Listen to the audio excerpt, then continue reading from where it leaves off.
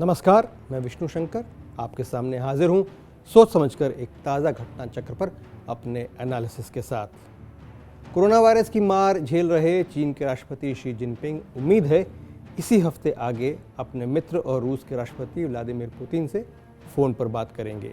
माना जा रहा है कि यूक्रेन में महीनों से चल रहे युद्ध के संदर्भ में पुतिन शी से और ज़्यादा समर्थन की उम्मीद जाहिर करेंगे, लेकिन चीन और रूस के संबंधों पर नज़र रखने वाले एक्सपर्ट्स का कहना है कि इस बात की उम्मीद कम है कि चीन अमेरिका और पश्चिमी देशों को नाराज़ करने की कीमत पर रूस की तरफ और झुकेगा। पिछले हफ्ते पुतिन ने पूर्व रूसी राष्ट्रपति दिमित्री मेदवेदेव को एक चिट्ठी के साथ बीजिंग रवाना किया।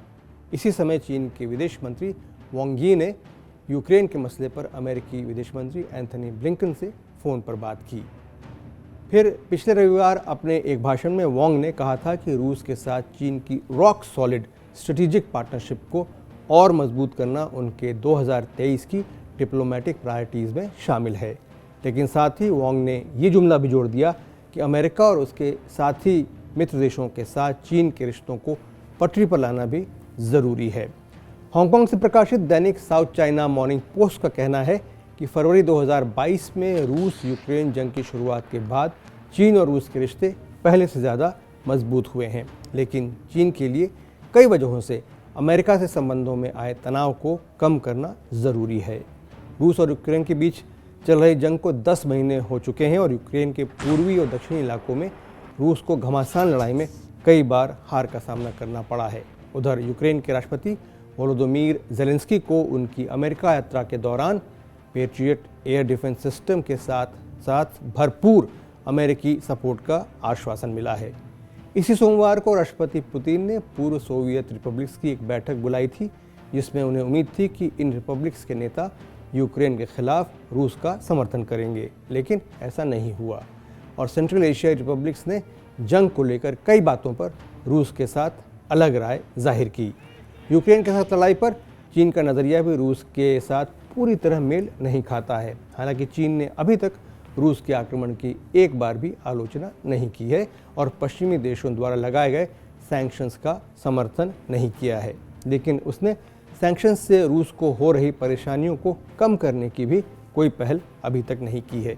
न ही चीन ने रूस के आग्रह के बावजूद उसे सैनिक सहायता दी है। ध्यान देने वाली बात यह है कि 2022 के फरवरी महीने में पुतिन ने चीन की यात्रा की थी। तब पुतिन और शी ने एक दूसरे के साथ अनलिमिटेड पार्टनरशिप का ऐलान किया था, लेकिन सितंबर आते आते दोनों के बीच आमने सामने हुई एक और मुलाकात में शी ने पुतिन के सामने यूक्रेन को लेकर चिंता जाहिर की थी और सवाल भी पूछे थे। सिंगापुर के नानयांग टेक्नोलॉजिकल यूनिवर्सिटी के Rajaratnam School of International Studies के एसोसिएट प्रोफेसर ली मिंगजियांग का कहना है कि यूक्रेन पर अपने स्टैंड की वजह से 2022 चीन के लिए डिप्लोमेसी की नज़र से एक मुश्किल साल रहा है और अंतर्राष्ट्रीय समाज में वो अलग थलग पड़ गया है।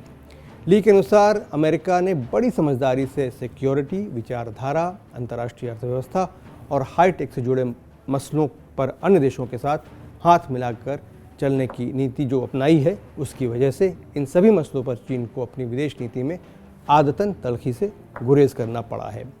कुछ एक्सपर्ट्स की राय है कि चीन भले ही राजनीतिक बयानबाजी में रूस के पक्ष में बोलता रहे, लेकिन उसे अन्य पॉलिसीज़ में रूस से खुद को अब अलग दिखाना पड़ेगा।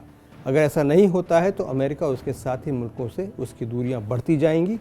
इसका मतलब हुआ कि चीन को अब ये समझ में आ रहा है कि आने वाले दिनों में रूस को चीन के समर्थन की ज़्यादा ज़रूरत होगी, चीन को रूस के सपोर्ट की नहीं। अंतर्राष्ट्रीय मामलों के कई जानकार कह रहे हैं कि यूक्रेन युद्ध ने साबित किया है कि पुतिन और उनकी लीडरशिप में रूस अब सैनिक शक्ति के रूप में कमज़ोर हुआ है। रूस के साथ वार्सो पैक्ट जैसे किसी संगठन का समर्थन भी नहीं है जिस पर उसका नियंत्रण हो।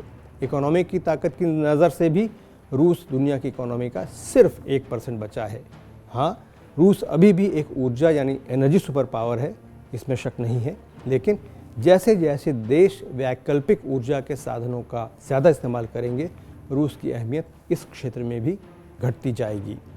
जो बाइडेन और शी जिनपिंग इन तथ्यों से अच्छी तरह वाकिफ़ हैं और दोनों ही अभी ये तौल रहे हैं कि व्लादिमीर पुतिन उनके लिए कितना बड़ा ख़तरा या सहारा बने रह सकते हैं। सोच समझकर मैं आज यहीं तक। अगर आपको ये वीडियो अच्छा लगा हो तो इसे लाइक और शेयर कीजिए। टीवी 9 डिजिटल को सब्सक्राइब कीजिए और हमारे साथ हमेशा जुड़े रहिए। विष्णु शंकर को अब अनुमति दीजिए।